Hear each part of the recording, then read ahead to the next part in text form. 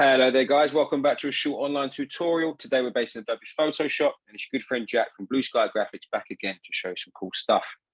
What I'd like to do today guys is show you how to create this duotone portrait within Adobe Photoshop. A very powerful effect that you can use across many forms of graphic design.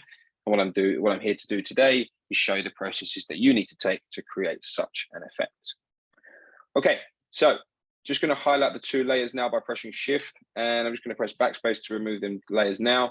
And I'm just going to turn on our base layer as I've got the original image open up for us here. So I'm just going to press Command T and just resize this a little bit. I'm going to press Option on a Mac or Alt on Windows just to resize it from the center point in there. And let's say we put it about that size there, like so. Okay, wonderful. So with that selected, that layer, I'm now going to duplicate this layer. The shortcut to do that is Command J on Mac or Control J on Windows. And to this top layer, what I'm going to now do is double click on it, and that will bring up our layer style. And I need to remove the R channel here. Okay. And then I need to come to our bottom layer. Yet again, double click to apply a layer style. And what I need to do is remove the G and the B channels now. We press OK.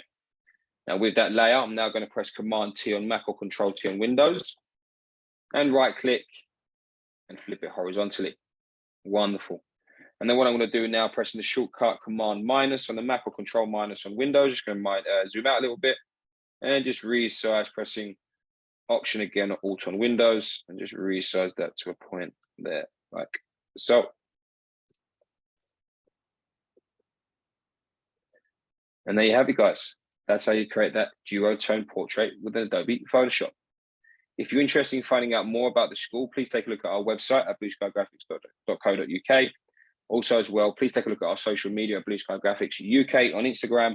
There's some really cool designs by really talented students. Thank you very much, guys. Take care, and I'll see you next time.